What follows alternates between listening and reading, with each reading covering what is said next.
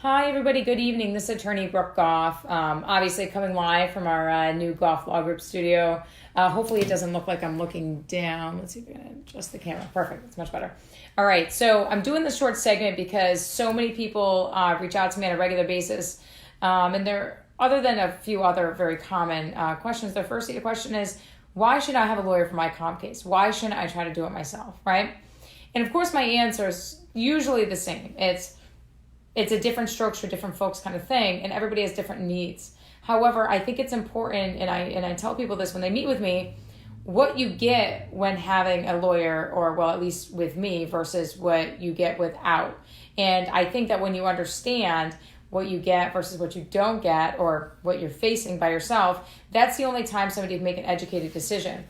I think what's important to understand is that, people, when they're hurt at work, they have a lot of time, right? Because you're probably stir crazy. You're not getting, you're not at work, which is kind of annoying. And you figure you have time. So why don't I devote the time into workers' comp?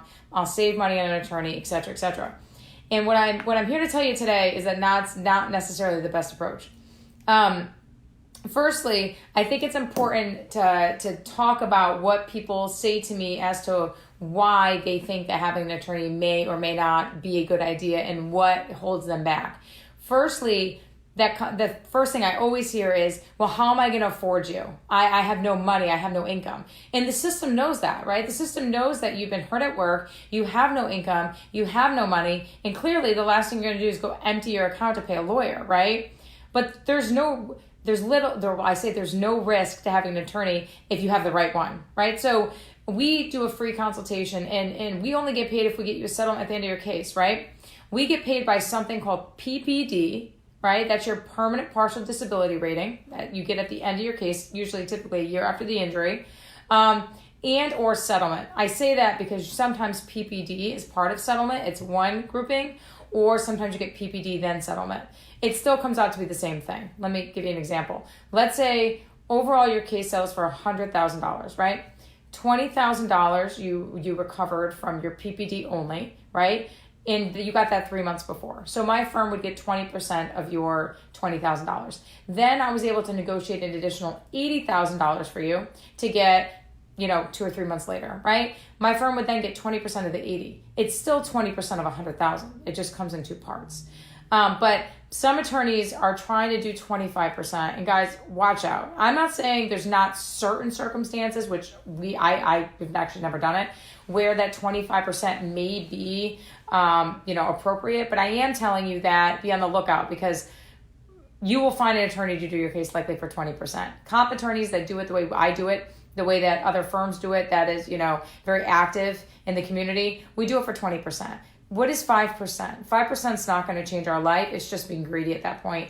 But you got to read your employment agreement you sign, and make sure you understand what you're signing on for. It should be 20% at the end of the case from PPD and or from a settlement. Now, here's the thing.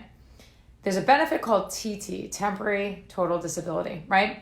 And that if there's some attorneys try to claim that by the insurance company just filing a form called the Form 43, they can attach your temporary total disability, those benefits that you are supposed to be getting for being out of work, right? We never touch those. I can't think of a circumstance where I have touched them.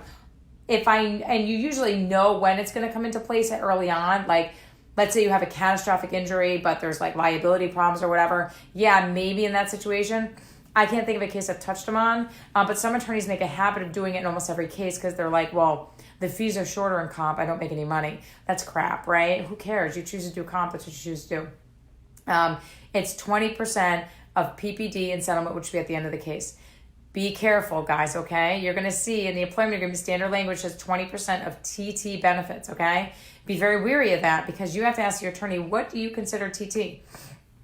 And they're going to say, well, I consider contested TT if they reject your benefits or what have you, or contest them.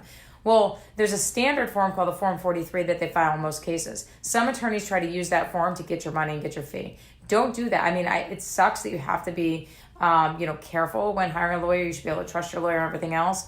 But there are still attorneys that don't do it the right way, and unfortunately, they haven't been caught up with yet. So guys, unless you have a very complicated case, it's typically 20% PPD and settlement, which comes at the end of the case. So you don't have to pay us anything now, all right? That's number one. Number two, I know the benefit you're entitled to, okay? I am in court all the time. I am in comp all the time. I had 3 hearings today. I had 2 hearings yesterday, and I think I have 3 hearings tomorrow. My office is in comp more than 10 days a week most of the time, okay? We know the benefit you're entitled to. We even know the benefit you're entitled to that sometimes the other side doesn't know you're entitled to, or even you. I meet with clients on a regular basis, and I say, hey, look, have you gotten your mileage? Well, what do you mean mileage? You get mileage. You get paid for mileage, I think it's like 57.5 or 58.5 cents a mile. Nobody told me this. Why would they? Why are they going to tell you how to get more money out of them? That's not their job, and they're not going to be penalized by not telling you. Keep that in mind, okay? Very important. We also know, you get to choose your own doctor. That's a benefit, right? I consider it a benefit. You can go to their doctor, Concentra, Health, whatever, which I never recommend to my clients. The first thing usually when my clients sign up with me, we get them into a doctor. A good doctor, board-certified physician that can provide them the services that they need, okay? Super important. Remember this, you get to choose your doctor, you get your miles. There's other benefits out there too. If you can't drive, if you have a condition that prevents you from driving, guess what? They have to provide you transportation to and from your doctor's appointments via taxi, via any other means that they need to do. What happened? You're in a wheelchair, you can't? Okay, they have to give you a handicap accessible van to use. We've gotten handicap ramps and accommodations installed in people's homes, guys, okay? Comp is not the end of the world. You just have to know what benefits you're entitled to and how you use it to best accommodate and suit you. By you guessing and reading and everything else, guys, you can't read the stuff we know. That's the problem. We gain this knowledge from, of course, making mistakes ourselves as young lawyers, but also we gain it from the experience, right? Going in front of commissioners, saying, hey, Commissioner so-and-so, what do you think of this? Or what do you think of this? Or seeing commissioners actually rule for the first time on one of your cases, or taking a case or an issue to a formal hearing and getting law made, right? Regulations. That's how you learn, and you're not going to read this, guys. You can have anything but time. You can spend all of your time reading through these books, okay? Here's a book for you to read. If you can make heads or tails out of it, go to law school, all right? Here's a book, Guides to the Evaluation of Permanent Impairments, like a $500, $600, $700 book. This is what your doctors use when they rate you. This is how you get your benefits you're owed. Keep that in mind, all right? We know the benefits you're entitled to. I know the benefits you're entitled to. Norma with my office knows the benefits you're entitled to. All of my office, the attorneys in my office know the benefits you're entitled to. Some attorneys might not. You got to ask the question, guys, when you go in. And I'm not going to sit here and advocate for you to choose a crappy lawyer over yourself. Sometimes you're better off doing it yourself. You're right, instead of a crappy lawyer. But ask your attorney those questions, right? Say, like, how much comp do you do? You don't want to be the best case in the office. You never want to be that person, just like you don't want the best house on the street, right? Ask how much you do. Do you do 5%? Well, how many comp cases do you have active now? How many days a week are you in workers' comp? These kind of questions are going to yield you answers that you can utilize in making your decision. We know how to fix problems, and in most cases quickly. Guys, what you think is a natural disaster and your check didn't arrive on time or whatever, we can fix it sometimes with a simple phone call. Unfortunately, pro se, meaning you represent yourself, claimants don't get that same privilege. The adjusters feel like they don't have to call you back. They don't think you're going to move for a hearing, et cetera, et cetera. Happens all the time, okay? All the time. We know how to fix the problems, how to fix them quickly most of the time. If we can't fix it quickly, we know how to fix it. It's just unfortunately the commission's not set up for every single problem to be fixed quickly, all right? What does that mean for you? That means that you just need to have patience sometimes. And the sooner you get a lawyer, the better, because when these problems happen, we can intervene quickly and we can get it fixed. Like I said, there are times where the adjuster goes on vacation, your check doesn't get cut. But if I'm representing you from the get-go, right? And again, there's no reason for you to continue not having an attorney and then decide to get one a year later because my fee's the same. Why do all the work yourself for a year, then get a lawyer and have to pay me the same? It's stupid. Let me deal with the problems. Let me handle it, right? So, for instance, let's say your check is held up, the insurance adjuster's on vacation, whatever. We know who to talk to. We have contacts at the insurance company we can call. Oops, our bad, sorry, we'll have it in the mail tomorrow. Now you just made a problem that could have been a natural disaster, your mortgage not being paid, your car payment not being paid, child support not being, whatever the case might be. into a 3-day problem instead of what could have been a 4-week problem if you didn't know what to do. Some people, I'm shocked, actually sit and wait for the checks because they're like, the adjuster's like, oh, we're sending them. Guys, if it feels like a lie, it probably is. All right. If it feels like it's not right, it probably is not right. Use your gut. All right. So again, we know the benefits you're entitled to. And if there's problems, we can fix them most cases quickly. I say most cases because if it's a big problem, then it might take a hearing. It might quickly to you and quickly to me might be different. No more talking to the insurance company. That in and of itself is a gift, okay? Anybody that's had a comp case, the biggest thing that they complain about is talking to the insurance. Guys, if you're new to the comp realm, if you have a new comp case, it might be okay for you right now. Oh, talking to the insurance, no problem. You know, they're nice to me. They're nice to you because they can't really do anything to screw with you yet, right? When they can start screwing with you, then it's not going to be nice. You're going to be like, please do not make me talk to these people. The unreturned phone calls from the insurance companies, the taking forever, the putting you on hold, the treating you like crap, the lies. Like, I'm telling you, I've heard it all. You don't have to talk to the insurance company anymore. My office talks to them. We talk to them. That's it. All right? Next, you become the boss, not the one being bossed around by the insurance. So when you hire me, you're my boss, right? So it's an interesting relationship. And unfortunately, some attorneys have forgotten this. I work for you. You hire me. That makes you the boss, right? That doesn't mean that, no, you're not going to tell me how to legally manage your case. You're going to have input on it, right? But you're trusting me to make those decisions for you. But you become the boss. You become sitting on the high seat, and the insurance company is no longer bossing you around. The shoe goes on the other foot, so to speak, and that's always a huge benefit to that, guys. And the other big piece here is defense has one or many attorneys on your file. You don't see them, you don't talk to them, but the adjusters are talking to the lawyers. Do we hold this guy's benefits up? Do we try to contest them? You're going to get a form in the mail. You're not going to know what to do with it. Don't think that there's not an attorney behind most of these forms that are approving them. Guys, these people have in-house counsel. So it's you versus an attorney. Football's in season. We're huge football fans, right? I'm a Jets fan, so I'm harmless, really. But I'll tell you, it's like cheering. You know, we all love to cheer for the underdog, right? And that's great and all. And the underdog rarely ever, exceeds our expectations. But we always want to cheer for them because we want them to do well. You do not want to be the underdog. And that's what you're being. You're basically asking for people to cheer for you, knowing you're probably going to lose, right? Don't be the underdog. Don't. Be the fantasy, first pick star over the underdog, because trust me, once you're an underdog and you start getting rulings against you, it becomes that much harder for us to pull you out of that hole. Comp is a maze, and to understand even some of it is difficult. I know it seems like you have nothing but time. You've been hurt at work. You literally like you're just sitting there trying to figure something out. Like, okay, well, I can educate myself. Guys, it's a maze. Again, I'm going to show you the books. This is a comp book. I have some, you'll have to excuse my little markings, but comp book, okay? Look at the small print. Most of this will mean nothing to you. Most of it won't even apply to you, all right? AMA guidelines. This is what the doctors use when they put your ratings together, right? Look at all that print. This is a textbook, literally. Doctors, most of the time, don't even know how to use this damn thing, all right? So again, these are the kind of things that you're going to read. And at the end of the day, I don't know that you're going to have much more education from reading them than you would have if you didn't read them. You have a better chance of settling your case at the end of the case if you have an attorney. It's the truth. They will take you much more seriously, and they will have a reason to want to settle because they will know we will keep coming back. We will keep coming back. We will keep coming back. And they'll pay you real money, right? So I settle these cases all the time. I settle comp cases all the time. We're at steps every week. And the real money comes up, and the clients will say, I don't understand how you got them to offer me this. We know what the case is worth. We know what benefits you're potentially entitled to, which you probably have no idea of, which we, of course, talk about with the client. And we know what the ranges are. We know what should settle for and when it shouldn't. We know when they overpay and underpay. We know all this stuff, right? That's our job.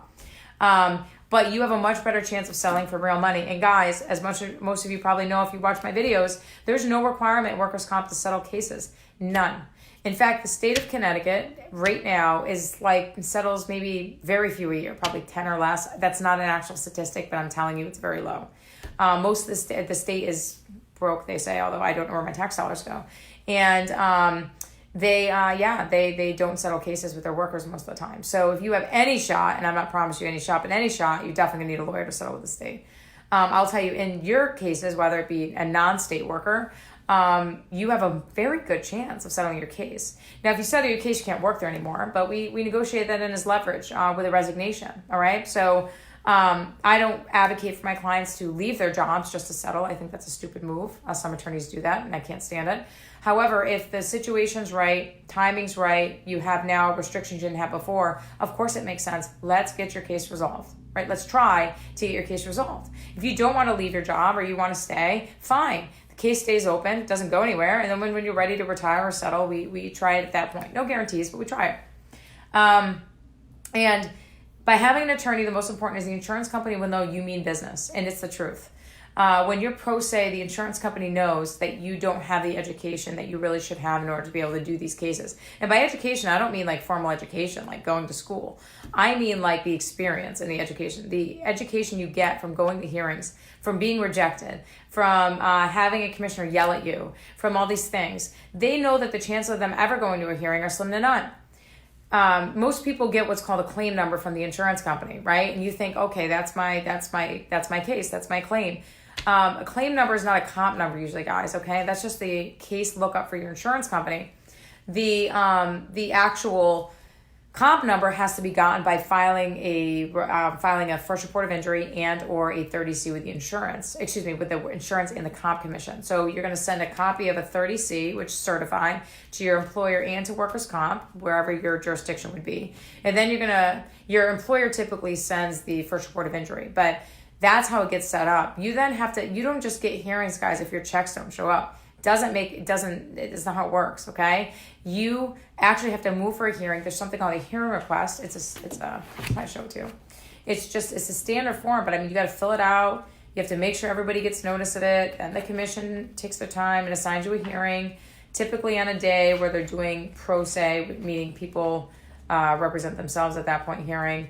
And then you go in and you're going to be asked questions and the commissioner's going to take notes. And it's definitely something that I consider a legal proceeding and that it can come back and bite you later. There is actually, unfortunately, no hearing request, but it's it's not small. It's a full sheet of paper like that.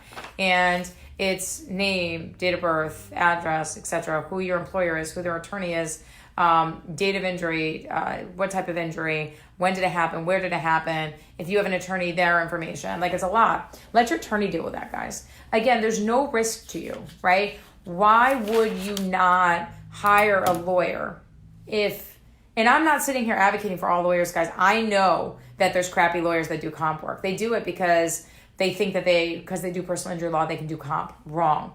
And that's what I'm telling you. Ask the question. If you don't want to come into my office, if you don't like me, my hair, whatever, go and you plan on getting a lawyer, ask them. Say, I want to know how much comp work have you done and how many cases did you settle last year? That's going to tell you a lot, right? It's going to tell you a ton.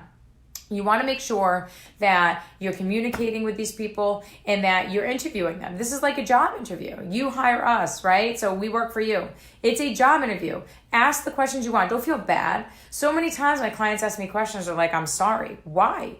Would you apologize in a job interview? No way, right? So you're the person giving me the interview. That's how we look at it. And you're deciding if you want to hire me. So don't apologize. Understand that you're going to have questions, and my job is to educate you.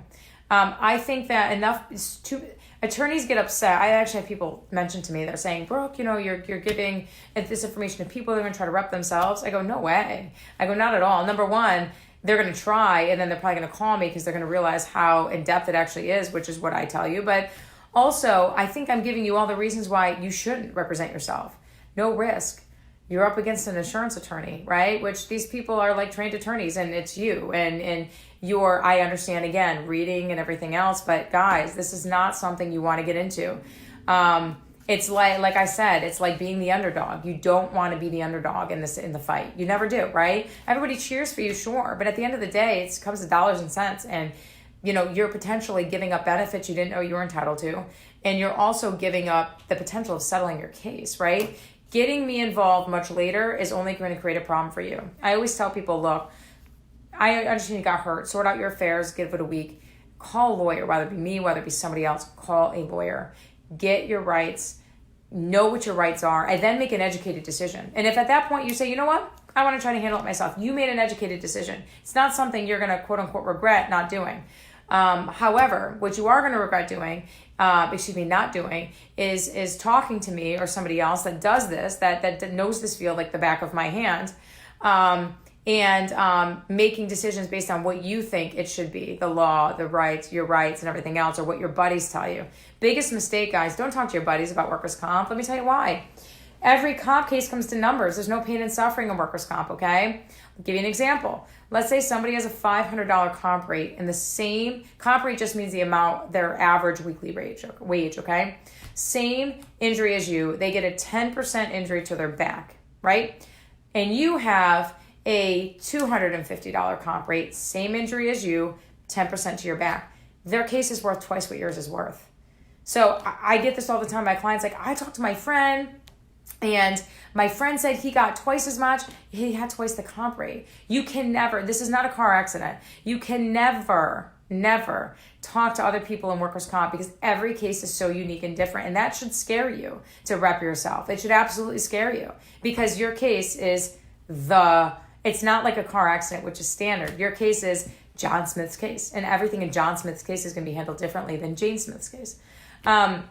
One more thing I want to talk about is if you let's say you get in a car accident, let's say you're a delivery driver, truck driver, whatever the case might be, and somebody hits you, you now have what's called a third party claim. So you can go after the person that hit you, and you have a comp claim. But comp gets their money back from that car accident claim. So they go hand in hand, right? It's actually very intense stuff. So if you have a case like that, you want to have an attorney that does both personal injury and workers' comp. So many attorneys I want the car accident, right? Which is great. Sure. Of course you do. You want the car accident. That's how you're going to make your money. But then guess what? Now you're left with a comp case, no representation, and you're going to meet with comp attorneys that are like, I'll take your comp case. Sure. I don't really know what I'm doing. I can figure it out, but I want the car accident case. Now you're put in a bad spot. Choose a lawyer that does comp and third party. Ask them, how much comp do you do? How much third party do you do? And don't let yourself get in a situation where your case gets referred out. Because let me tell you something, guys, all right? Attorneys get a fee, typically, when we refer your cases out.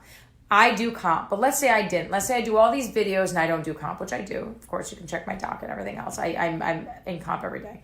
But let's just say that were the case, right? Well, if I were to take in every comp case I got, I could refer it out to an attorney and he might give me or she might give me a third. Some attorneys just work like that. Check out these attorneys online, guys. These attorneys that you hear their commercials. I'm not going to say any names, but some of these attorneys aren't even in Connecticut. They just want you to sign on with them so they can refer you to an attorney in Connecticut and get a third of the fee. Don't fall for it. It's stupid. You want to hire the lawyer that's going to work for you or the firm that's going to work for you. Work for you is key. Work with you is key. You don't work for us. All right? So be smart. Understand your rights and choose the right lawyer. This is as much about choosing the right lawyer as it is. And I like to think that I'm the right lawyer for the people, right, of Connecticut. I do hard work. We do great work. You see my office, you'll know we're very successful at doing what we do, and we're respected in the community. But maybe I'm not the right lawyer. Maybe, like I said, you don't like my hair, you don't like my approach, you think I'm too aggressive, whatever the case might be. Doesn't mean there's not other good attorneys, right? But be careful. I'm not going to vouch or speak to the abilities of other attorneys. I won't do it, and I don't do it. People come in my office, what do you think of so-and-so? I'm not going to comment. What I am going to tell you is do your homework, do your research. Choose the law firm that's going to go to bat for you, all right? My firm does that. We're good at it. I'm not going to sit here and sell myself. I gave you some interesting tidbits about why having a lawyer, not just me, but having a lawyer in general is good for you. And so Doreen, I just read your post. I have pumpkins and latte socks on today. So I always wear fun socks, especially when it's court day. So, and again, guys, stand by your decision. If you should walk out of the attorney's office after you sign those papers with your chest puffed out and feeling confident knowing you made the right decision. If you do not, there's nothing wrong with getting up and leaving. All right? There's nothing wrong. The attorney's not gonna, there's not gonna, be mad at you. It's not personal. It's different strokes for different folks, and you have to choose what's best for you. If you guys see some of the comments on these things, right? People will be like, oh, Ellen DeGeneres, Justin Bieber. And it's usually men that say that. I don't understand why. But no, I'm not either of those people. I'm attorney Brooke Goff. I'm in Connecticut, right? And I advocate for the people of Connecticut on a daily basis. So if you want to keep leaving comments, perfectly fine. I appreciate it. I appreciate the attention. It means you watch my video. And I hope one day that something I said in one of my videos helps you, because that's what this is all about. And guys, in order to be able to, in my profession, make a difference in what we do, you have to put yourself out there. And I do that. And by doing that sometimes, right, people will make comments and everything else. I care about what I do. I love what I do. I love my clients. And, every day we get to change the world and we get to change people's lives, which is a great thing. And I have the best job in the world. So again, guys, appreciate you watching the video. I'm going to head home. And any questions or anything, leave them on here. You can text me at 203-399-0000. You can call my office at 203-399-0000, extension 1. You can email me directly at Brooke, BROOKE, at gofflawgroup.net. And you can social media me if you want. One more thing is changing attorneys. People always ask me, is there a fee to change attorneys? No, there is no fee. If you change attorneys mid-case, the Connecticut Bar wants you to feel comfortable with your attorney and wants you to know that your attorney's doing what they're supposed to be doing. So there's no additional fee. It's 20% whether you change attorneys once or change attorneys 20 times. It's 20%. Doesn't make a difference. And number two is that people always ask me, especially with workers' comp law and attorneys and everything else, is there a fee to come in and talk with you even if I don't hire you? Absolutely not. No, never. I don't care if you're here for 2 hours. Well, if you have a complicated case, tell me ahead of time. We'll note it down. Part of our job, guys, as lawyers, is supposed to be to educate you. That's gotten lost over the generations here. We have to bring it back together. Because, like I said, you go to law school. Yes, do we make a good living? We absolutely do. But part of making a good living is doing the right thing, and doing the right thing is helping people. I don't want clients to hire me because they think they need me. I want clients to hire me because they want me, and that they want an attorney that cares and is dedicated to their practice and what they do to represent them and stand at the helm. It's an honor to be able to do so. Guys, thanks for watching the video. I just gave you my contact. Anything else, shoot me a message. Feel free to leave your comment on here. Our conversations are all anonymous. So if you talk to me and you decide not to hire me, if you talk to me and you're having an issue with another attorney, whatever, it's all anonymous. So you don't have to worry about that. And I look forward to hearing from you all, and have a great night. Thanks, guys.